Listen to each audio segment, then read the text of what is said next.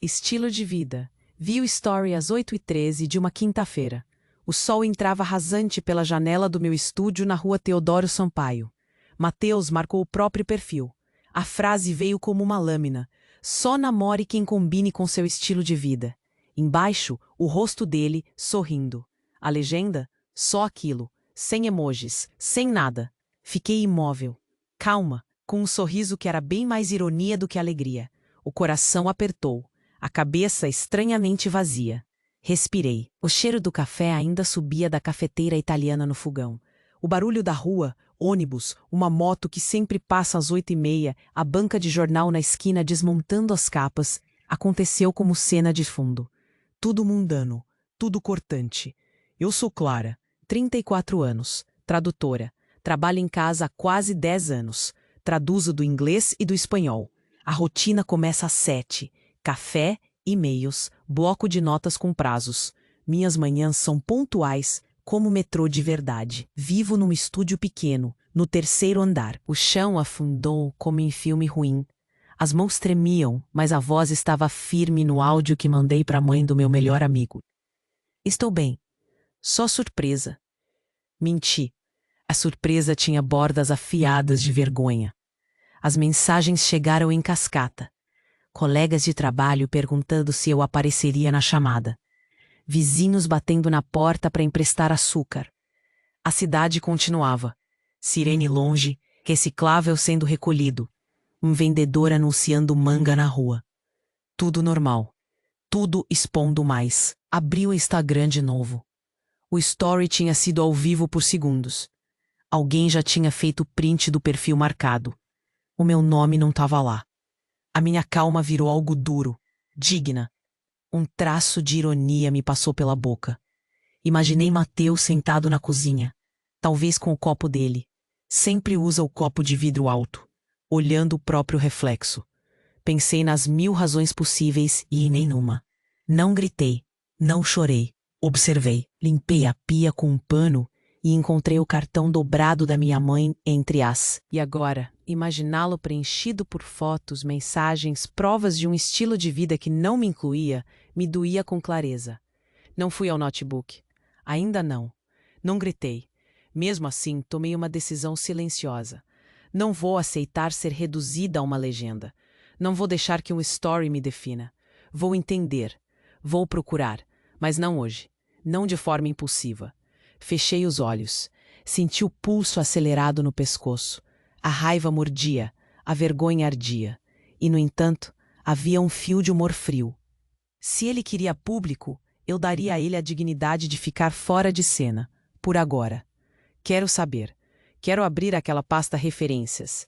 Quero saber se há fotos, conversas, provas. Quero saber se aquilo foi uma provocação ou um aviso. Quero mais do que uma frase curta marcada em neon digital. E então, o meu telefone tocou. Era Lara. Clara, você viu? Me conta. Eu respirei pausada e respondi. Vi. Mais tarde te ligo. A câmera interna da minha cabeça cortou para a estante torta. Tenho 34 anos. Traduzo inglês e espanhol há quase 10 anos. Trabalho de casa desde que aprendi que disciplina é uma forma de carinho consigo mesma. Meus dias costumavam ser previsíveis. Acordo cedo, café forte, lista de tarefas no bloco velho, música baixa enquanto reviso textos, clientes que eu já conheço pelo nome, pagamentos que atrasam, prazer em terminar um trabalho e mandar o arquivo final, peito apertado ao ver prazos curtos, satisfação no incontável número de projetos entregues no fim do mês. Conquistei minha independência contando palavras, mês a mês. Pago minhas contas. Viajo quando dá. Cuido das plantas que acabo de comprar na feira. Tenho amigos que casaram, amigos que tiveram filho, amigos que sumiram. Tenho uma mãe, tive, melhor dizer, que me deixou um bilhete com a palavra confie, e eu colo esse bilhete na testa quando preciso. Moro num estúdio pequeno na rua Teodoro Sampaio, 3º andar, janela de frente para a padaria que vende. Eu sabia coisas dele. Era uma amizade que fazia sentido. Ou assim eu achava.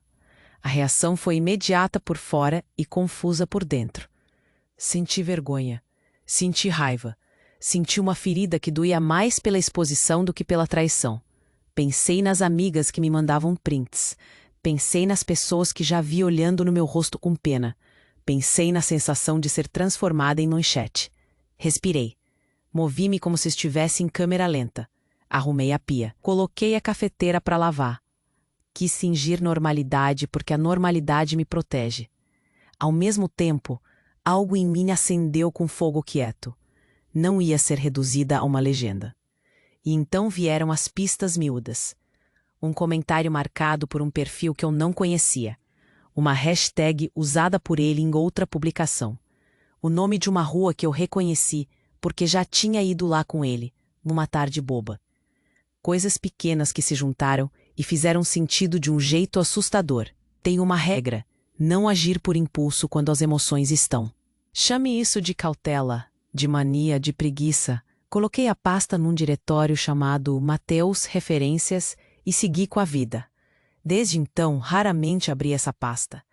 Tinha fotos de projetos, logos, um PDF com fontes pagas, arquivos.psd enormes, nada mais. Nada que me dissesse quem ele namora, com quem dorme, ou se ele me via como uma amiga. Mas hoje, com Story tocando como sirene, aquela pasta virou o ímã de toda a minha curiosidade. Eu a tenho. Posso abrir. Ninguém saberia. É um poder pequeno, sombrio e muito perigoso. Senti culpa na hora. Pensei em apagar e fingir que não sou curiosa. Pensei em usar a pasta para provar que o meu direito de saber existia. Pensei em confrontá-lo. Pensei em nada. As emoções se atropelavam. Eu queria honra, queria explicação, queria perder a calma e gritar, queria desaparecer. Enquanto isso, o apartamento estava cheio de pequenos ruídos. O motor de um ônibus na rua, a vizinha lá de baixo batendo roupa na varanda. O cachorro do A. O telefone vibrou. Era Lara. Clara, você vai fazer alguma coisa? Eu disse que sim. Disse que mais tarde. Mentira? Talvez. Não sabia. Mentia para ganhar tempo com mim mesma. Saí para fazer compras. Precisava dar ar à cabeça. No caminho, vi uma mulher na faixa dos 50, puxando um carrinho de feira, cabelos brancos em rabo de cavalo, falando alto com a vendedora. Vi um casal com um bebê. Vi uma moça de vestido florido, lendo no ponto do ônibus. Mulheres que existiam inteiras. Com histórias, com escolhas. Me vi nelas. Senti que, apesar de tudo, não era só meu drama. Era humano. Ao voltar, senti o coração bater diferente. Um misto de pavor e clareza. Abri meu notebook. A pasta me encarou. Podia clicar, podia não. Pisquei. Minhas mãos tremiam de leve. Abri a pasta. Havia muitos arquivos como eu lembrava. Logos, referências de tipografia, imagens de campanha. No meio dos arquivos, um nome que me deu um frio que atravessa o corpo. Anotações pessoal.jpg. Respirei. Senti o nó na garganta. A boca seca. Tive vontade de apagar tudo, de fechar, de fingir que não vi. Em vez disso, fui ao armário e peguei o copo com rachadura. Bebi água. Tentei me ouvir. Tentei ser a mulher que eu construí, dos textos, dos pagamentos em dia, das contas pagas. Não éramos perfeitas. Éramos reais. Mas havia algo mais. Entre outros arquivos, reparei num PDF com o nome Agenda Social Mateus. Abri com a mão que tremeu. Eram recortes, notas, nomes de lugares. Havia um endereço repetido que não conhecia. Havia também uma lista de perfis de Instagram anotados, com leves comentários ao lado. Boa audiência, imagem controlada, público fiel. Meu estômago se revirou. Aquilo tinha cheiro de estratégia. As palavras pareciam lâminas. Fechei tudo. O quarto girou. Uma raiva lenta e branca me atravessou. Não era apenas sobre ser marcada numa legenda. Era sobre alguém organizar vidas por estética. Era sobre cartografar relacionamentos como se fosse. Passei pela padaria, comprei pão de queijo. O padeiro sorriu. Ignorância e gentileza me aquecem. Voltei para casa com os olhos abertos para detalhes, procurando peças que encaixassem num quebra-cabeça que eu ainda não sabia montar. Antes de entrar, meu telefone vibrou. Uma mensagem nova do número que eu não conhecia. Era uma foto. Era o mesmo colar que eu tinha visto na imagem dentro da pasta. E uma legenda curta. Gosta de segredos? O contato era anônimo. O sangue me relou. Respirei fundo. Tive vontade de correr. Em vez disso, sentei na escada do prédio com o pão de queijo na mão e percebi que havia cruzado uma linha. Guardei o pão de queijo. Voltei ao meu estúdio. Sentei diante da pasta no meu notebook. O arquivo aberto me chamava. Pulsante. Pela primeira vez percebi que não era só eu que estava sendo observado. Alguém, ou algumas pessoas, sabiam que eu tinha esse arquivo. Isso mudou tudo. Liguei a câmera do meu notebook, sem pensar, apenas por hábito de deter. Desliguei. Mãos trêmulas. Senti o peso do segredo que carrego e o peso de alguém que agora sabe que eu sei. Senti também algo mais. A convicção de que eu não vou ficar parada assistindo a minha vida ser reduzida à frase de um story. Fechei o notebook devagar. Guardei a pasta. Pus o bilhete da minha mãe na mesa, em cima. Olhei no espelho. Vi meus olhos vermelhos. Vi a mulher que pagou suas contas, que leu 1000 páginas em outro idioma, que deixou de aceitar ofertas que feriam seu orgulho. Vi alguém com medo, sim. Mas vi também alguém que, mesmo vacilante, faz planos. Antes de apagar a luz, resolvi uma coisa. Não vou ser espantalho numa vitrine. Não vou me expor. Mas vou descobrir. E se preciso usar o segredo que tenho para isso, usarei. Fechei a porta. Esperei ouvir um barulho, uma notificação. Nada. Só o som da cidade distante. Só o meu coração. Só a certeza de que algo havia mudado de vez. E então, ao desligar a luz, uma última coisa me cruzou a mente. Naquela foto. Faço a mesma caneca, mesma colher. Não por superstição, mas porque repetição me dá segurança quando o resto balança. Trabalho de casa há quase 10 anos. Tradução é meu ofício e meu corpo de prova. Já traduzi relatórios que cheiravam a tinta fresca, novelas que vinham embaladas em confidência, contratos que tinham peso de decisões. Eu gosto da precisão das palavras.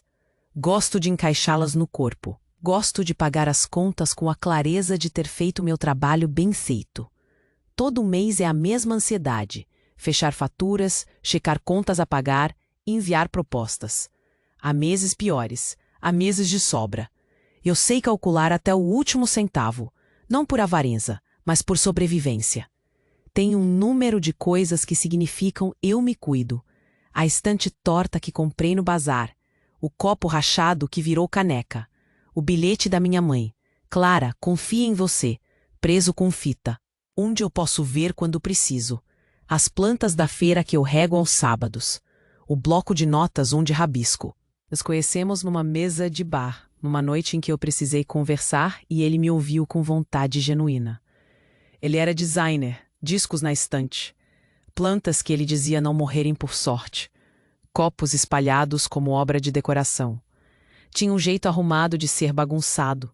Era engraçado, rápido, inteligente. Botava música quando eu chegava. Pegava livros emprestados. Trouxe um croissant numa manhã de domingo, porque eu disse de barbada que amava croissant. Pequenas gentilezas que se transformaram em hábito. Foram anos de amizade com limiar. Beijos que não aconteceram. Toques que só confortavam. Eu achava que estávamos num lugar confortável. Perto do que eu desejava, mas sem promessas que me fizessem vulnerável de verdade. Ele sabia coisas minhas. Eu sabia coisas dele. Compartilhamos erros, sonhos, raivas. Troquei revisões rápidas por cafés. Emprestei plantas quando as minhas ficaram tristes. Ele me contou sobre prazos apertados, sobre clientes que pediam milagres. Soube. Uma tarde de chuva em que ficamos no sofá, dividindo um cobertor e falando sobre infância. Sorrisos bregas e sinceros. Esses momentos me ensinaram a confiar. Me ensinaram a rir. Mas havia também rochas de desconforto. Ele às vezes brincava sobre conexões, sobre gosto de quem tem público. Falava de audiência como se falasse de plantas. Eu sentia um frio. Em 3 ocasiões, notei mensagens que ele apagou quando passei pela sala. Não quis bisbilhotar. Preferi acreditar que eram profissionais. Preferi crer no que eu queria, que éramos amigos. E me culpo por isso. A culpa é uma coisa cotidiana. Eu a carrego como guardanapo no bolso. Minha vida antes do conflito era, portanto, um equilíbrio frágil entre cuidado próprio e confiança nos outros. Eu tinha medo de errar de novo. Medo de expor minha fragilidade. Medo de transformar um mal-entendido numa razão para perder coisas que eu prezava. Eu era prudente. Eu dizia não. Quando algo soava errado. Mas também molhia pequena. Mas resisti. Não quis que me vissem como alguém carente. Além disso, havia minha própria história de escolhas, recusando empregos que me exploraram, evitando casamentos apressados, que me fazia sentir digna de esperar algo real. Preferi silêncio. Quando penso em tudo isso agora, vejo como eu fui gentil comigo e ao mesmo tempo frágil. Senti medo de confrontos desnecessários. Medo de perder amigos. Medo de me ver exposta em conversas de bar. Medo de descobrir que eu era peça de um jogo. E houve, claro, orgulho. Orgulho de minha independência, de meus pagamentos em dia, de meus hábitos que me sustentavam. Orgulho de saber dizer não quando preciso. E culpa, por ter guardado, por ter aberto a pasta, por ter me tornado detentora de algo que não me pertencia. Volto para o presente. O áudio anônimo me fez recuar para esse território de memórias. Senti o ar faltar. Meu telefone vibrou de novo. Uma imagem apareceu. Um recorte da minha estante com o bilhete da minha mãe em D. O número aparece como desconhecido. Minha mão pega, hesita. O som da linha aberta é uma respiração. E então a voz, baixa, sussurra meu nome. Clara. Eu agarro o aparelho como quem segura um vidro quente. Uma palavra sai da minha boca antes de eu pensar. Quem é? Silêncio do outro lado. Depois, você deveria ter deixado quieto. A voz é calma, mas lotada de intenção. Um barulho ao fundo, um clique, uma risada abafada. Um som que reconheço vagamente. Um disco sendo colocado no vinil. Meu peito desaba de novo. Tento controlar a vontade de correr até a casa dele, bater na porta e exigir respostas. Mas sei que isso poderia ser exatamente o que ele quer. Espetáculo. Quem é você? Repito. A voz fina. A linha corta. O telefone se cala. Fico com um silêncio que pesou desde o story. E com uma certeza que me atravessa. Eu não posso fingir não ver mais. Tem algo enterrado ali. E aquilo que eu encontrei na pasta. Aquele adesivo. Aquele nome. Começa a piscar. Insistente. Ela respondeu com 3 emojis e um claro. Eu evitei falar com as outras. Não queria levantar suspeitas no trabalho. Não queria que colegas tratassem meu assunto como fofoca de corredor. Mas a verdade é que eu queria companhia. Queria alguém que me lembrasse quem eu era quando o mundo parecia um pouco menor. Fui ao banheiro. Olhei meu rosto no espelho. Carregava olheiras novas. A pele parecia com a daquela xícara rachada que uso todo dia, consertada por hábito. Mas frágil. Respirei fundo. A mão tremia quando escovei os dentes. O fio do meu cabelo, que sempre cai na testa, parecia me provocar. Antes de a Lara chegar, recebi uma mensagem no privado do Instagram.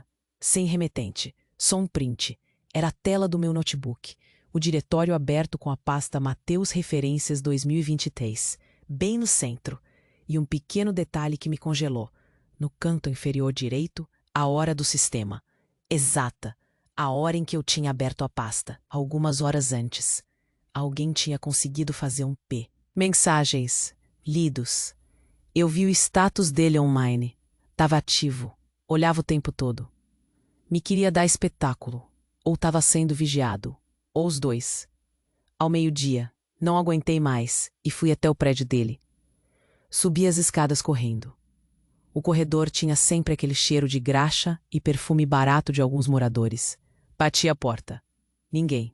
Bati de novo. Uma vizinha, a dona Joana, abriu a porta do corredor e olhou para mim. O senhor Mateus saiu cedo, filha. Foi pro trabalho, disse ela, num tom que escondia o que queria dizer. Perguntei se tinha visto alguém entrar. Ela fechou a porta devagar, murmurou algo sobre jovens e ações. Senti que essa porta era uma muralha. Voltei para a rua e sentei no banco da praça em frente. O sol batia nos olhos. Pensei em fazer um barulhinho com a colher na xícara de café, só para sentir uma presença. Respirei. A cidade parecia normal, indiferente. Isso me deixou mais raivosa, como se eu estivesse a andar num palco e ninguém percebesse a fã. Eram planilhas, datas, contatos, valores, um calendário com postagens programadas, nomes de pessoas com que ele cruzara, e num canto, uma coluna escrita: parcerias pessoais com observações secas. Visita 13 horas Casa Clary. Follow-up 24 horas. Meu estômago caiu como blackout. Gente, pessoas, indivíduos transformados em prazos. De repente, aquilo ganhou um nome: planejamento, organização. Não era só uma rede de contatinhos. Era um método, uma cartografia de afetos possíveis. A vida de alguém transformada em calendário estrategicamente ocupado. Eram contratos escondidos atrás de amizades. E eu, por acaso, era um endereço anotado em uma planilha. Eu chorei, primeiro, silenciosa, depois, com som. Lágrimas grossas que molharam a blouse. A Lara ficou ao meu lado, me oferecendo lenço, café, silêncio. Isso é sujo, disse ela. É manipulação. Eu falava com muita calma por fora e fervia por dentro. Sempre fui classificada como tranquila. Hoje queria gritar. Queria. Um tênis. Alguém cruzou o corredor. A câmera cortou. O vídeo terminou com a legenda: olha o que achei. O meu nome estava embaixo. Me deu um frio que atravessou a coluna. Fiquei sem chão. Alguém estava dentro do meu prédio. Alguém me fotografou. Alguém sabia exatamente onde eu guardava o bilhete da minha mãe, porque alguém já me enviara uma foto com o bilhete em destaque. Eu senti o mundo apertar. Pensei em chamar a polícia. Pensei em falar ao síndico. Pensei em não dar ibope para quem quisesse me assustar. E no meio do furacão, tive uma necessidade infantil: telefonar para minha mãe. Não posso. Ela não está. Lembrei do bilhete. Coloquei a mão na página. Senti a textura do papel. Ela sempre assinava com um coração. Hoje, queria ouvir a voz dela dizendo confia. Em vez disso, liguei para minha amiga Ana, que mora em outra cidade. Falei aos soluços. Ela me disse para avisar a polícia e foi rápido e prático, e eu tive vergonha de chorar no telefone. À noite, mas a fala veio rápida, cortando. Eu não tenho nada a esconder. São só rascunhos, ideias, nada pessoal. Pedi exemplos. Ele deu nomes de clientes, falou de estratégias, contou como o mercado funciona. Falou de engajamento como se falasse de grampos nas janelas. Quando eu pressionei sobre o nome anotado ao lado do item Casa Clary, ele começou a gaguejar. Isso foi um lembrete idiota, uma nota minha. Achei que você ia rir. Ri, eu não ri. Fiquei quieta. Senti o rosto queimar de cor. Queria que alguém me fizesse justiça ali, naquele bar com som de garçom e panela de ferro. Ninguém fez. O que ganhou o tom foi a percepção. Ele minimizava. Ele desviava. Era a técnica clássica, gaslighting. Ele dizia, é nada, com voz de quem ensinava. Pedi que me explicasse a foto com a mulher na pasta. Ele disse, é a Ana, não é nada. Eu sabia que a Ana dele era a Ana dele, uma designer que às vezes fazia freelas com ele. Mas havia mais. Eu falei sobre o áudio anônimo. Era outra. O que me deixou mais tonta foi o rodapé do PDF. Gestão de imagem, 25/3, campanha estilo de vida. Era um catálogo interno, e no canto da última página, um nome que me era familiar. Não de hoje, não de ontem, um apelido de infância que eu jamais esperava ver ali. Meu coração disparou. Aquilo não era apenas sobre Mateus, era uma maquinaria que transformava pessoas em produto. Pensei em apagar, em fechar tudo, e me esconder no meu próprio estúdio. Em fingir demência. Mas tinha também a outra parte de mim, aquela que monta palavras e as alinha, que traduz a verdade procurando sentido e ordem. Resolvi fazer uma coisa que me parecia possível. Comecei a documentar tudo. Salvei prints. Fiz cópias. Criei backups em pendrive. Fiz um e-mail alternativo. Era tacanho, mas era um gesto de autopreservação. No dia seguinte, encontrei o Mateus por acaso numa exposição. Ele me viu, desviou o olhar e depois veio falar baixo, arrumando as palavras com cuidado. T. A câmera pausou num detalhe, o copo rachado. Depois um cardápio com o adesivo do tal clube da adolescência. A legenda do vídeo. Ela acha que está sozinha. O envio vinha de um número internacional que eu não reconhecia. Eu quis vomitar, fechei o notebook e sentei no chão. O mundo parecia girar. Entrei em modo de sobrevivência. Liguei para o síndico e disse que tinha sido filmada. Ele perguntou se eu queria que chamasse a polícia. Eu hesitei. Não sabia se denunciar deixaria minha vida ainda mais pública. Se transformaria meu drama em capa de fofoca. Pensei em clientes. Pensei em perda de renda. Pensei em ter que explicar a um contratante que eu tinha sido vítima de perseguição. Pensei no constrangimento. E senti vergonha de preocupar-me com isso no momento em que minha casa fora filmada. À noite, enquanto tentava ordenar as informações, uma notificação parou o meu pulso. Uma mensagem direta no Instagram. Desta vez do próprio perfil de Mateus. Clara, dizia. Agente. Sentei numa mesa e pedi água. Do outro lado da sala, alguém puxou uma cortina e apareceu uma lista de nomes num tablet. O meu nome estava lá. Alguém atravessou a sala e me viu. Era uma mulher com cabelo curto, barba bem feita, roupa minimalista. Olhou diretamente para mim e sorriu como quem anuncia algo. Clara, certo? Ela perguntou. A voz era afável, muito. Eu teria reagido de modo diferente se tivesse tido tempo. Mas a reação foi imediata. Senti o corpo quente, a saliva seca. Levantei-me no impulso. Quem é você? Perguntei.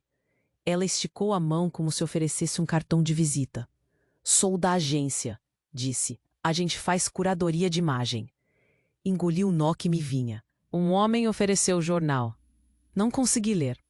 Fechei os olhos e deixei que a respiração tomasse o tempo que faltava. Pensei em todas as mulheres que conheço que teriam medo de ficar expostas assim. Pensei em amigas que guardam fotos em nuvem, em ex-namorados que guardam mensagens, em reuniões em que alguém cruza o limite. Pensei nas minhas contas, nos meus trabalhos, na minha independência. Tive vontade de arremessar o caderno com tudo que eu havia escrito e sumir. Quando senti que precisava de ar, fui para casa. Abri a porta do meu estúdio. A luz do corredor era amarela e fraca. No sofá, um envelope. Em cima da estante torta, sem remetente. O papel era grosso. Dentro, uma única coisa: um cartão Polaroid com uma foto minha. Era uma foto minha tirada há semanas. Mostrava a minha janela. Eu estava lendo naquele dia e nem lembrava que alguém poderia ter me filmado. A foto estava marcada com um círculo vermelho no bilhete da minha mãe. No verso, uma frase escrita com a letra. A câmera caiu da minha mão. O som do celular batendo no chão foi um estrondo. Meu coração marmoreou. Percebi então, com uma clareza de lâmina, que aquilo não era sobre um homem. Não era um caso de ego ferido. Era uma operação. Uma rede que colecionava vidas e vendia pedaços delas. E naquele mesmo instante uma mensagem chegou. Você vai se calar ou vai colaborar? Assinatura, um nome que eu reconheci. O mesmo apelido da adolescência, que eu jurei nunca mais ouvir. Sentei na mesinha da cozinha e pus a cabeça entre as mãos. O mundo lá fora parecia brincar. O barulho do ônibus, a moto das 8h30. Tudo seguia. Dentro de mim, porém, havia uma sirene. E uma certeza que não me deixava respirar direito. Descobrir o que estava acontecendo significava entrar num jogo que eu não escolhi jogar. Mas ficar de braços cruzados não era opção. Olhei para o telefone. As mensagens pipocavam. Ainda havia tempo antes das 20 horas. Ainda havia pista. Ainda havia medo. Ainda havia coragem. A tela iluminou meu rosto. A pasta que eu já havia criado no impulso estava lá. Provas Clara. Não abri de novo por emoção. Abri por necessidade. A primeira coisa que fiz foi criar 3 backups. Um no pendrive, outro num HD externo velho. O terceiro eu enviei para um e-mail anônimo que tinha criado 20 minutos antes. Uma conta com senha que ninguém sabia. Cada arquivo que eu copiei eu verifiquei 2 vezes. Nomeei com datas e códigos. Era prosa, era trabalho. A tradução que eu faço agora era de mim mesma para um idioma que eu precisava entender. Evidência. Comecei pelo PDF que uma ex-funcionária da tal agência tinha me enviado numa madrugada. O e-mail vinha de um endereço estranho, curto, quase mecânico. Você não está sozinha. Abri o PDF com o estômago no colo. Era uma pastinha. Planilhas, PDFs, MP3, PNG, um calendário, rascunhos de campanhas, listas de alvos. O layout era limpo, corporativo, mas as anotações, essas eram cruamente explícitas. Havia uma plá. A menina da agência tinha anexado imagens, mas uma delas continha EXIF. Abri o EXIF. O arquivo mostrava coordenadas. Eu copiei as coordenadas para o Google Maps. Era um prédio com a vista parecida com a minha rua. A marcação batia com um ponto onde alguém poderia fotografar a minha janela. Havia hora, minuto e segundo. Coincidência demais. Segui a trilha. Havia um áudio de uma reunião. Um MP3 com voz arrastada. Gente rindo, vozes sobrepostas. A qualidade era ruim, mas a fala era clara quando culminada focava. Alvo clarinha. Vizinhança fácil. Presença em casa às 13. Pagar logística 1.200 para entrada de câmera no prédio. E captura de cena. Ouvi Mateus finalmente falar. A risada dele. Não era só ele, mas ele estava lá. A minha garganta apertou de novo. Essa vez como se tivesse cortado a luz. Ouvir a própria voz em arquivo de áudio é uma coisa que suga. Mas as vozes não só descreviam. Elas detalhavam, nomeavam. Havia um nome. Dentro, fotos, vídeos e uma pasta chamada Relatório Alvo 04. Abri o relatório. Ele era meticuloso. Horário, luz, posição da câmera, sugestão de enquadramento, personas, hashtags a usar após exposição.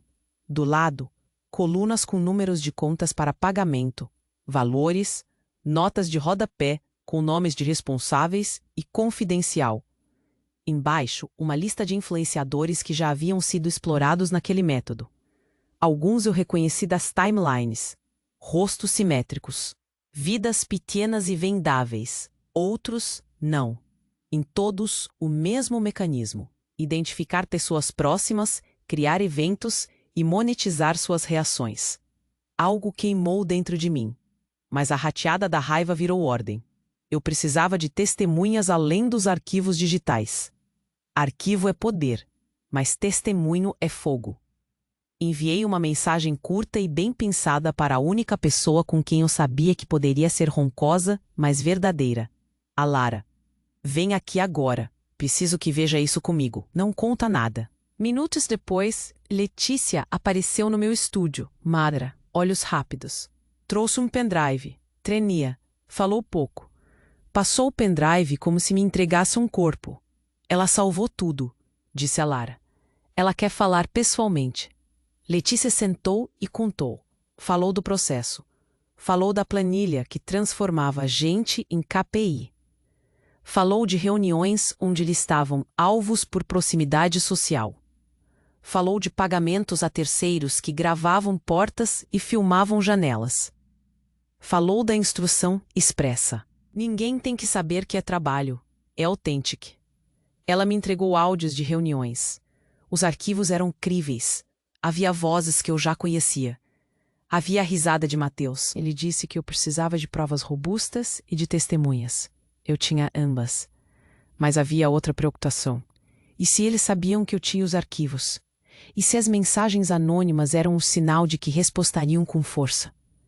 A fotografia Polaroid com meu rosto, com circunferência vermelha, me lembrava que eu estava sendo observada. Então, eu arquitetei. Nada de postar, nada de confrontos ao vivo. Ontem eu pensei em bater na porta dele no impulso. Hoje eu sabia que isso seria armadilha. Eles queriam reação. A estratégia deles dependia da minha emoção. Minha força agora era calma. Fiz um simulado. Ensaiei respostas curtas, que pudessem ser neutras se eu cruzasse com Mateus em público. Um sorriso pequeno, moe seco. Nada de acusações em público. Sei ser fria quando preciso. Treinei no espelho. Minha voz saiu fina. Minhas mãos tremeram e eu controlei. Era teatro, e eu precisava atuar pelo meu próprio bem. À tarde, fui ao síndico buscar a filmagem. Pediram comprovant. Combinei na hora do almoço do dia seguinte. Não contei nada para ninguém fora do círculo das que estavam comprometidas. Lara e Letícia. Pedi que elas não divulgassem. E por que não contar para mais gente? Porque cada boca é vazamento, e vazamento é chance de ser manipulada. O que mais me doeu, e aqui não minto, sentir que eu tinha sido transformada em mercadoria. Isso atravessou tudo, e junto a solidão. Ouvi minhas mãos mexendo os papéis, o som seco do plástico. Pensei na minha mãe. Confie, era o bilhete. Confiar não era ser ingênua, era ter clareza do próximo passo. E eu estava desenvolvendo essa clareza. Dei uma última volta nas provas. Coloquei 2 cópias em envelope lacrado com o nome do advogado e data. Deixei uma cópia no meu HD, outra na nuvem cifrada. Guardei o pendrive com os arquivos originais dentro do livro que mais amasso. Um romance velho com a lombada quebrada. Escondi o livro na estante torta, perto do copo rachado. Não por dramaticidade, por pré. Fechei a luz. Antes de apagar, olhei a estante torta. Meu bilhete da mãe brilhava como sempre havia brilhado. Discreto, íntegro, pequeno. Senti uma calma seca. Era hora de planejar, de jogar com cabeça fria, de usar cada rastro a meu favor, de transformar a vergonha em prova, o pavor em pé de igualdade. E enquanto o prédio lá fora seguia com a sua vida impassível, eu soube com uma certeza afiada. Eles achavam que podiam me empurrar para fora do jogo, transformar meu nome em post e virar a página. Não sabiam que eu guardava a pasta. Não sabiam que eu tinha ouvido as vozes e que alguém me entregara os documentos do outro lado. Não sabiam que eu transformaria isso em ação com calma e método. Não sabiam que eu estava juntando peças para derrubar o mecanismo. Deitei com a cabeça cheia de imagens, planilhas, vozes, transferências, o rosto do fulano no corredor. Me senti menor e mais forte ao mesmo tempo. Fechei os olhos. A cidade respirava. Eu também. Me preparei mentalmente. É planejar com calma. Saí de casa sabendo que precisava manter a aparência. Atendi 2 clientes com voz neutra. Enchi planilhas. Entreguei um texto com prazo às 11 horas, como programado. Fiz tudo na disciplina da manhã. Era protocolo, parecer normal. Enquanto isso, por trás, o trabalho real corria. Primeira parada, o advogado. O prédio tem elevador antigo que treme. A sala dele cheira a café forte e papel. Ele olhou os arquivos com paciência cirúrgica. Pediu silêncio. A cada página que eu passava, ele levantava o olhar. Sério, isso tem rastro, disse ele. Tem transferências, datas, voz. Isso era pouco consolo. Ele fez um plano tático. BO, perícia digital, pedido de quebra de sigilo bancário, medida cautelar, pedido de urgência para preservação de dados dos servidores da agência. Perguntou se eu estava disposta a ouvir repórteres. Disse que só avançaria se tivéssemos provas robustas e se eu aceitasse manter discrição. Aceitei. Ele me orientou a não mexer mais nisso. Mostrei a ele apenas um resumo e as cópias que já estavam no cofre do advogado. Ele voltou a cabeça. Isso é grande, disse. Mas preciso de um ângulo. Se eu publicar sem checar, abrem processo por difamação. E eles têm advogado. Respirei fundo. Eu quero exposição controlada, falei. Primeiro polícia, depois imprensa, se for seguro. Ele concordou. Tratamos detalhes. Eu o chamaria quando o BO estivesse feito. Ele me prometeu reserva. Promessa é frágil. Eu sabia disso. Ainda assim, Algumas alianças se formam. Enquanto conversávamos, meu telefone vibrava. Mensagens anônimas. Um número que eu já havia bloqueado. Ignorei. O barulho era igual ao barulho de um mosquito. Irritante e constante. Paguei o café. Saí em frente. Respirei fundo. Andei devagar. O sol batia nas folhas das árvores. Pessoas com fones. O cotidiano me passava por cima. Eu precisava parecer comum. Voltei para casa com a lista de providências na bolsa. Objetos que me ancoravam. O copo rachado. Trouxe comida. Ficou comigo até tarde. Falamos de coisas pequenas. A novela que ela abandonou. A receita de uma torta. Ríamos por dentro. Esses momentos eram iscas de normalidade. Precisava deles. Precisava de amigas reais ao redor. Pedi para Letícia guardar sigilo. Ela topou. Era a ponte que eu precisava para entender como a agência funcionava por dentro. Ela me deu mais arquivos no pendrive que trouxe. Planilhas que descreviam fornecedores, nomes de contas de pagadores. Uma lista de colaboradores que operavam logística. Era minucioso e covarde. Fotografei as páginas. Fiz prints rápidos. Ela contou que a agência tagava pessoas para gravar prédios, para perfurar rotinas. Ela disse que havia pessoas que aceitavam por pouco dinheiro. Disse que muitos acreditavam ser trabalho de campo. No meio da tarde veio a primeira surpresa ruim. Recebi uma notificação da nuvem. Acesso a um dos meus backups. Hora exata. IP desconhecido. O ar sumiu do meu teito. O advogado. Às 17h12, a pasta registrou acesso. IP estranho. Um número de cidade que eu reconheci. Era próximo ao endereço da agência. A respiração travou. Coloquei o registro numa cópia impressa. O advogado viu e fez uma cara que eu não vou esquecer. Mistura de alívio e preocupação. Eles acessaram, disse ele.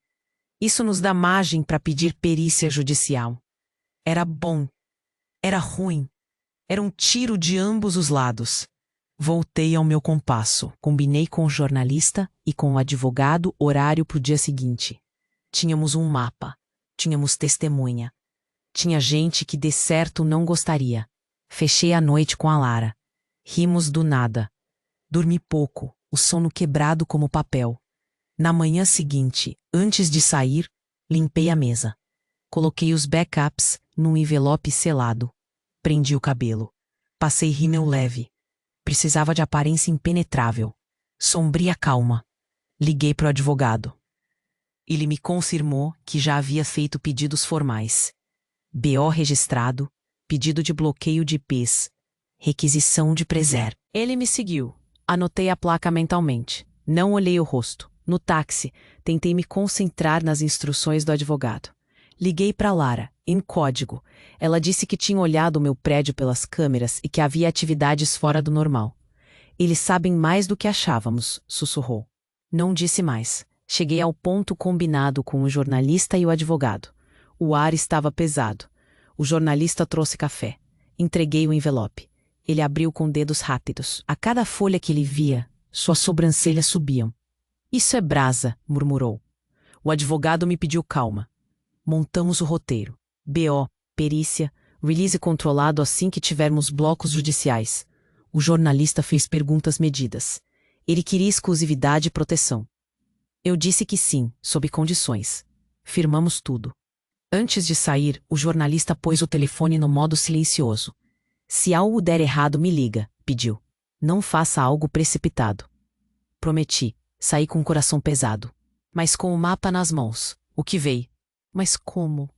Quem tinha acesso aos logs? Quem estava dentro do meu sistema? Meu dedo tremia.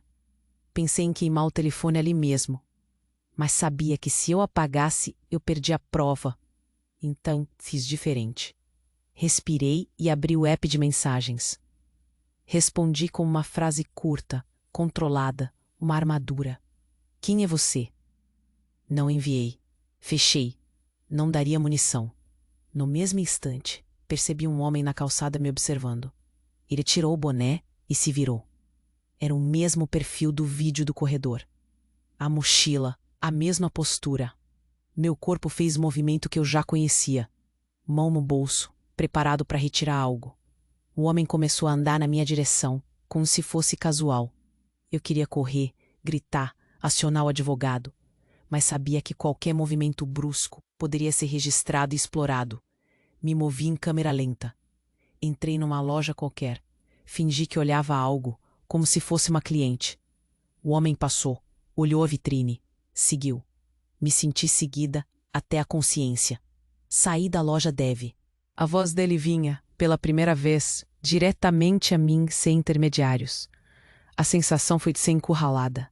O corpo inteiro me tremeu. Havia som de passos no corredor do prédio. Alguém batia na porta do meu apartamento.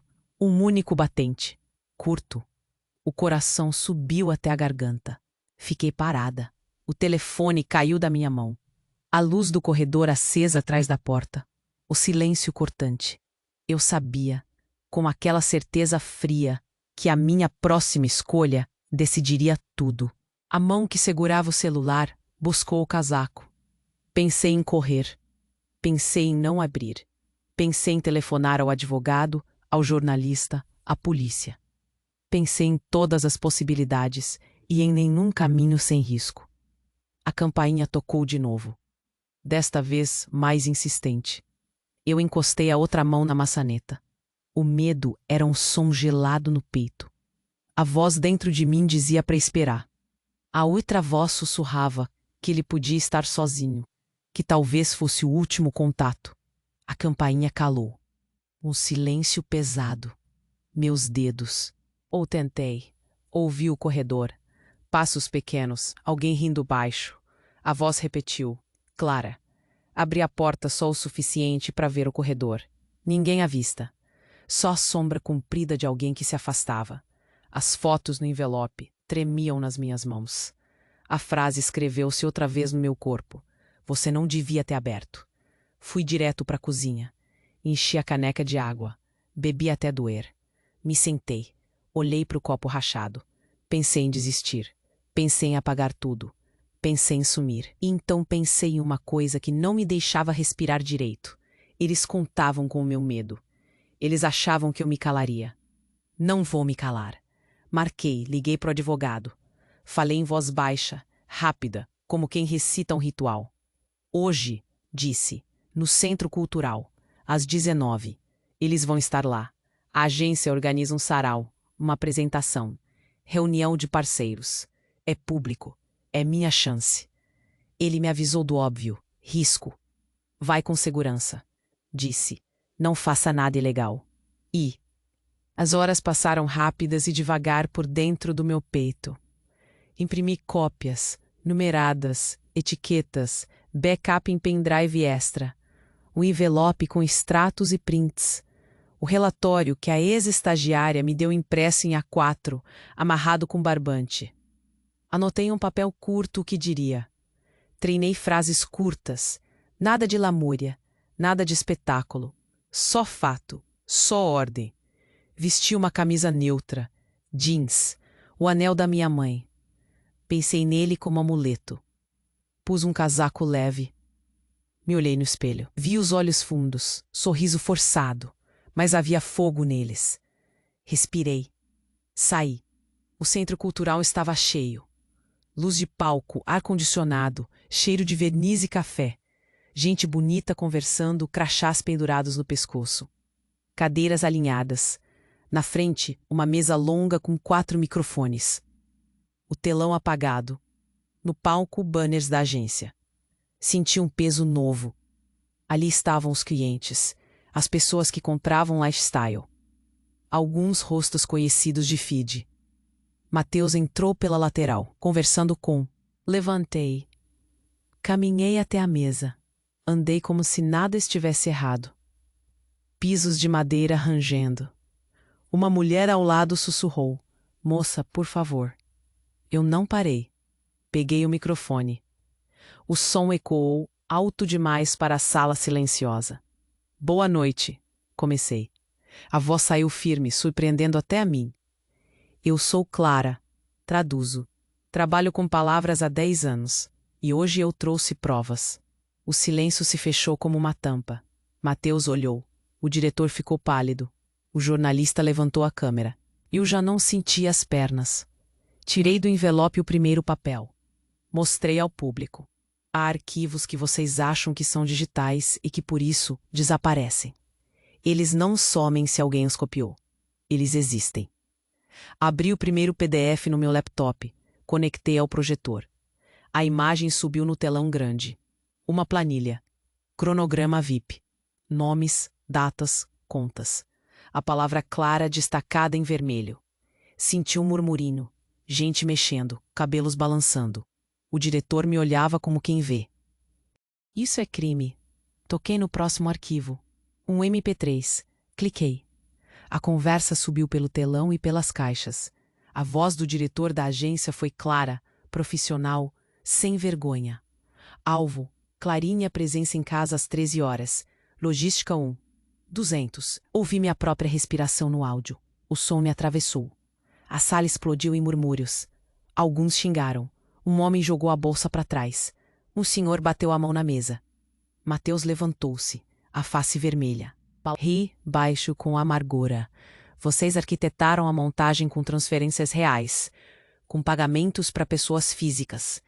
É fácil produzir áudio falso, mas é mais difícil fabricar um extrato bancário e depois pagar um fulano que aparece em vídeo em 3 câmeras diferentes. Mostrei a captura do síndico do prédio, o homem do capuz, a filmagem, o rosto desfocado, mas o corte e a postura, a correspondência com o relatório. Uma mulher do público gritou: "Isso é horrível." Uma outra voz do fundo perguntou se alguém já havia sido exposto por eles antes. O jornalista leu nomes da planilha, rostos que apareceram no feed. Mais gente começou a murmurar. Alguns levantaram os celulares. Outros batiam palmas, não por celebração, mas por choque. Mateus perdeu a compostura. Veio até mim com o microfone em mãos, a voz pontiaguda. Você invadiu arquivos. Você entrou em pastas que não eram suas. Ele apontou com agressividade. Isso denigre nossa reputação. Você quer dinheiro? Vi. Uma parte sentiu-se traída. Outra ainda hesitava. Aquele tipo de mágica corporativa tinha fãs. Eu decidi mostrar o que mais doía. Liguei o vídeo do corredor. Aquele frame da minha janela. A Polaroid com o bilhete da minha mãe circulou em close. A imagem encheu as cadeiras. Vi mãos cobrirem a boca. Vi os olhos molharem. Respirei. Segurei o choro como se segurasse um objeto precioso. Tudo isso, disse, foi vendido como humanização. Como se fosse possível fazer dinheiro com pedaços da nossa casa, com pedaços da nossa história, com o nosso medo. Minha voz falhou um segundo. Hoje eu trouxe provas porque não quero mais que façam isso com ninguém. O clima virou. Pessoas começaram a se levantar. Um homem da primeira fila, com o crachá de uma marca, bateu palmas lentas. Uma mulher próxima a ele se aproximou e falou com o celular. Nossa, isso é real. O que você tem aí? A transmissão explodiu. Comentários pipocaram. Meu Deus, chocada, essa agência é nojenta. Olhe, eu olhei. O ar saiu de mim. No telão, sem aviso, surgiu uma planilha diferente. Uma pasta intitulada VIP Clientes. Nomes listados. Um deles era conhecido demais.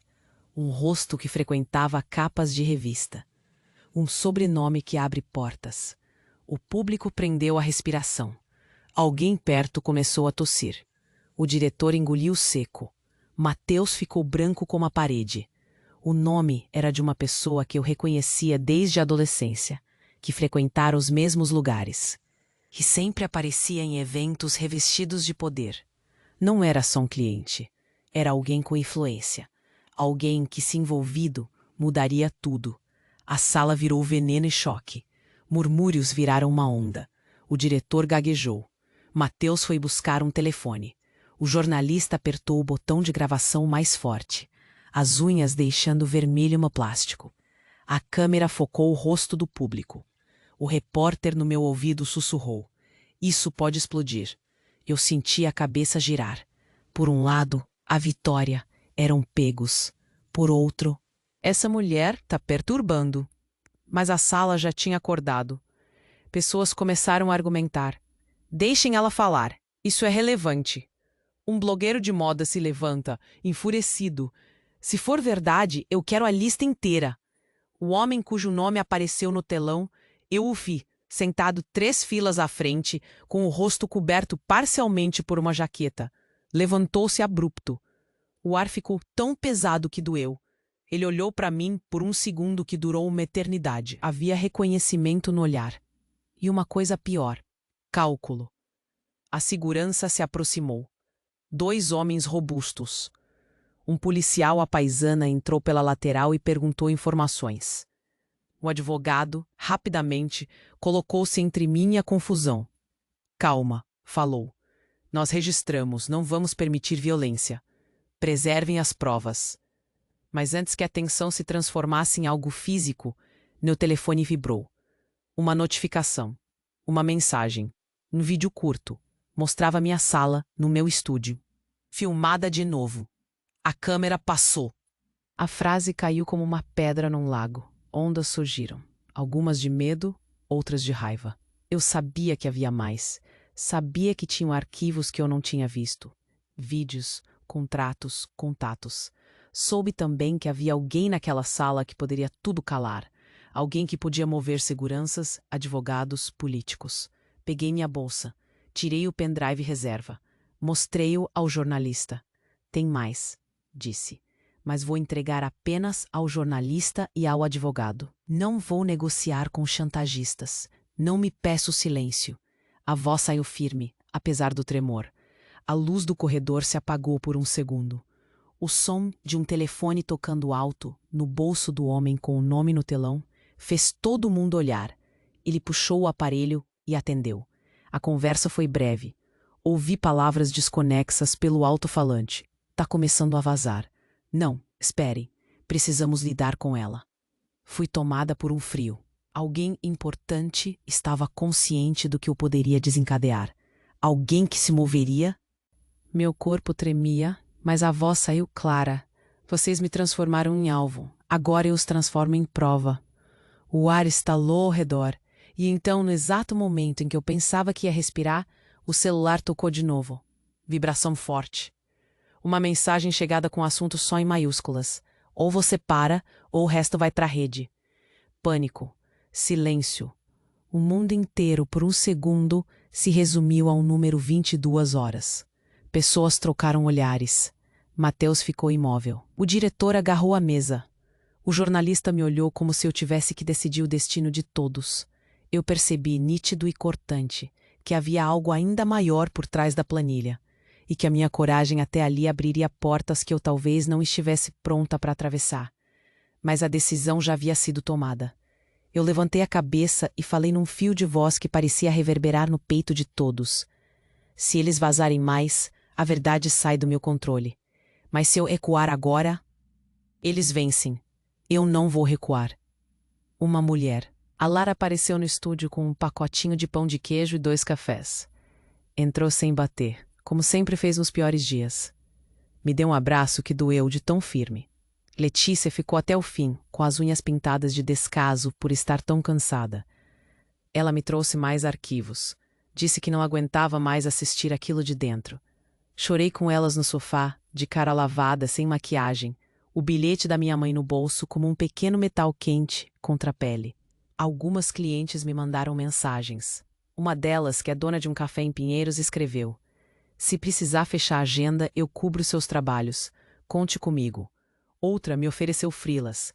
Disse que precisava de alguém com a minha precisão para traduzir uma matéria grande. Essas mensagens me deram um alívio que eu não sabia que precisava. Dinheiro que vinha com confiança, não com pena. Era o que eu fazia de melhor, entrando em cena.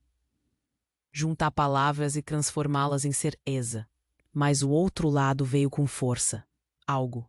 Minha tia, que sempre foi prudente, ligou e perguntou se eu estava bem. A voz dela se partiu. Eu guardei tudo. Cada ligação, cada mensagem. Montei um arquivo mental de gratidão. No trabalho, a repercussão foi prática. 2 clientes pediram para adiar entregas. Alguns contratos foram renegociados com surpresa e delicadeza. Outros cancelaram, medo da associação. Perdi um projeto grande que já tinha orçamento aprovado simplesmente porque a agência contratante não podia correr risco de imagem. A dor foi financeira e íntima. Perder trabalho é sempre algo que dá frio no corpo. Me lembro de olhar para a planilha de despesas e pensar em quantos meses aquele golpe poderia representar.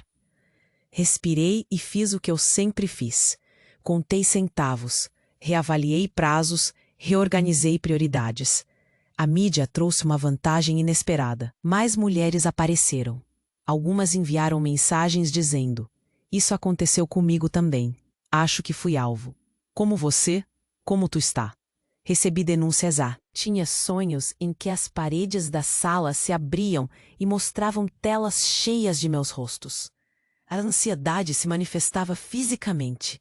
Mãos dormentes, nó no estômago, garganta apertada como se alguém segurasse um cordão. Tive ataques de choro curtos, repentinos enquanto lavava a louça. E senti culpa por chorar em frente a amigos que diziam: "Olha como você foi corajosa." Coragem existe, mas também existe cansaço. A virada maior veio quando o jornalista publicou outro furo, comprovantes indicando que a agência havia recebido pagamentos de empresas de eventos que, ao contrário do que diziam, não confirmavam conhecimento sobre os métodos. A repercussão fez com que uma marca famosa suspendesse todas as campanhas com a agência. A reação em cadeia aumentou. A agência perdeu patrocinadores. O diretor ficou isolado, sem interlocução. Matheus foi desligado oficialmente, sob alegação de afastamento administrativo, e aos poucos viu amigos se distanciarem. Mas nem tudo foi vitória. Logo podia ser um nome de outras vidas jogado na rua. Liguei o laptop. Marquei 2 backups adicionais. Pedi a Lara que ficasse online comigo. Ela respondeu com um áudio curto: "Tô aí. Não te deixo sozinha." E mesmo com medo, com o corpo pesado, com o frio fino na coluna, percebi uma clareza. A exposição foi apenas o começo. A máquina que explorei tinha tentáculos maiores. A queda da agência era real, mas havia mais. E no silêncio antes das 22 horas, quando a cidade suspendeu o ar, eu entendi que a verdadeira reconstrução não era apenas derrubar quem me explorou. Era reconstruir minha própria rotina, meu trabalho, minha segurança. Era transformar vergonha em certeza. Era também me preparar para o que viesse às 22 horas. E eu sabia que quando as luzes caíssem, o jogo mudaria outra vez. Quando as luzes do centro cultural apagaram e o telão ficou em branco, eu saí como quem sai de um mergulho. O ar da rua me bateu na cara. Frio, úmido, real. A cidade não tinha pausas. Os stories já. Oferta por oferta, fechei projetos que pagavam para não me deixar a pé. Ao mesmo tempo, veio o processo. O tal cliente VIP, aquele nome no telão, mandou carta de notificação. Ameaça pesada. Advogados caros. Liguei para o meu advogado e senti o chão tremer outra vez. Assinaturas, prazos, petições. A justiça é um passo a passo frio. Eu precisava de dinheiro para sustentar essa fase. Pensei em vender coisas? Não. Preferi pedir ajuda de quem acreditou em mim. Criei uma vaquinha discreta para pagar perícia e custas. Não pedi muito. Pedi aquilo que era justo. Em 48 horas, pessoas que eu nem conhecia deram apoio. Foram pequenas quantias, mas o gesto me deixou em lágrimas. Põe no que precisar. Escrevi uma leitora. Uma cliente pagou adiantado com nota. Trabalho primeiro, confidencialidade depois. Essas microajudas me ancoraram. Mas o que mudou mesmo foram os passos que eu tomei para me proteger e para transformar a dor em ação. Não queria só me defender. Recebi abraços que apertaram mais do que eu esperava. Uma senhora me disse aos olhos: "Você me deu prática." Eu saí do encontro com um calor no peito que doía de tão bom. Ao mesmo tempo, reconstruí a minha prática profissional. Dei prioridade a clientes que respeitavam limites. Recusei trabalhos que pediam exposição em redes que eu considerava desnecessária. Botei preço justo. Aprendi a falar não com convicção. Abri uma proposta. Sessões de tradução e revisão com contrato claro, cláusula de confidencialidade e um pequeno manual de entregas. Fechei 3 projetos médios que, somados, me davam uma base para respirar.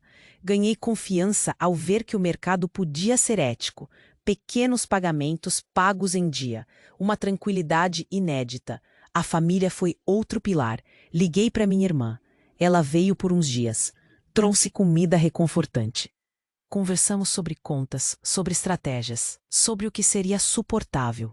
A minha mãe não estava mais. O bilhete dela continuava nu. Chegaram cartas duras, processos ameaçadores.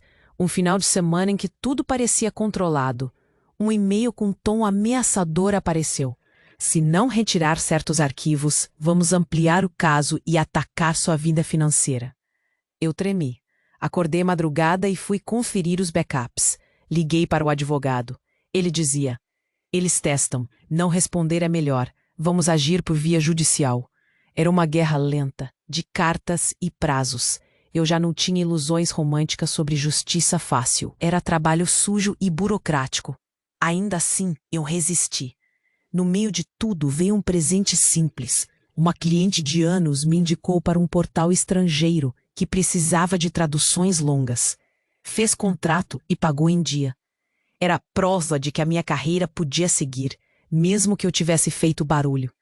Outra pessoa me convidou para ser curadora de um pequeno projeto cultural sobre privacidade digital. Aceitei. Era pouco, mas era caminho. O que mais me tocou foi ver outras mulheres se mexendo. Meu vínculo com Matheus mudou de vez. Enviamos notificações por advogados. Pedimos que ele não se aproximasse. Ele tentou contato emocional em público e recuou quando viu que eu estava firme. Não fechei esse capítulo com raiva gratuita. Fechei com um pedido antigo. Explicação. Ele não me deu respostas que servissem. Não é o ponto. O ponto é que eu me reconstruí com as minhas mãos. E então, quando pensei que a maré já estava em processo de subida, algo novo apareceu.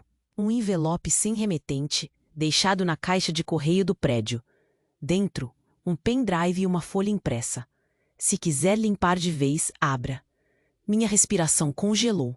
Abri o pendrive com cautela no laptop do advogado. Havia um áudio. Uma voz que eu não reconhecia, conversando com alguém cujo riso eu conhecia bem. O conteúdo era curto, instruções, nomes, um endereço. E no final, uma pista. Uma referência a um depósito em nome de uma fundação cultural conhecida, com data e valor. Entendi na hora. Havia má. Tenho rituais que me ancoram, mas nada é igual. Passaram-se meses desde a noite do telão, desde o empurrão que virou queda e depois alavanca. Eu conto isso assim, bem franco, porque sei o peso de dizer o próprio nome alto depois de tanta tentativa de silenciamento. A primeira vitória foi pequena e prática. A conta do advogado que eu não tinha como pagar foi coberta por gente que acreditou. Gente desconhecida, clientes antigos, amigas que me mandaram pix. Foi um alívio bruto. Com essa ajuda, fiz perícia nos arquivos, contratei um perito técnico que comprovou a origem das gravações, e o advogado montou o processo. A agência perdeu contratos. O diretor e alguns sócios foram responsabilizados. Não vai parecer épico. O processo é lento e o jornalismo também tem ritmos próprios. Mas houve decisões judiciais que congelaram ativos e exigiram ressarcimentos. Matheus, ele perdeu a reputação. Ele tentou se defender. Tentou mandar mensagens. Recebeu notificação para ficar longe do M. A Letícia, a moça que saiu da agência e me entregou arquivos, virou parceira no projeto. Ela se culpa às vezes, eu a acalmo, sem rancor. Apenas itinerários novos. A Ana liga sempre. Minhas irmãs, que moram em outra cidade, apareceram, arrumaram um apartamento, trouxeram comida. Essas presenças pequenas me curaram mais que qualquer artigo jurídico. Houve também reconhecimento público. Fui convidada para mesas em universidades e eventos sobre direitos digitais. Não busquei palco. Aceitei espaços onde poderia orientar. Num debate em São Paulo, uma mulher me abraçou no final e disse: "Você me deu coragem." Chorei na rua depois, sozinha. Respirei e senti que a dor tinha um novo propósito. Recebi um pequeno prêmio de uma ONG que reconhece iniciativas de defesa digital. O troféu foi simples, mas a sensação foi grande, ser visível por ter feito o certo. A sensação de alto valor não veio de uma manchete, veio da soma de pequenos atos. Recusar um job que exigia exposição pública. Ser feliz, pleno, no presente também é possível. Hoje, quando sento na frente da janela do estúdio, o sol bate na estante torta e vejo o bilhete da minha mãe preso com fita. Toco o papel. Sou a mesma que guarda memórias em xícaras rachadas. Mas o calor é outro. Menos medo, mais firmeza. O copo rachado segue como tal, e eu amo exatamente por isso. A estante continua torta. Eu a repararia se quisesse, mas ela me lembra que conserto nem sempre é sinônimo de apagar história. Houve um momento emblemático. A primeira turma do Arquivo Vivo veio aqui, lotou o estúdio e saímos juntas para almoçar. Rimos, trocamos contatos, prometemos apoio. Uma delas me ligou semanas depois para dizer que tinha conseguido um laudo e que o BO dela mudou o curso de um processo. Eu quis abraçá-la até quebrar. Essas vitórias somadas me deram sentido de missão. Sabe o que ainda me inquieta? Um pendrive que eu deixei trancado no cofre do advogado. Tem arquivos que, por segurança, decidimos não.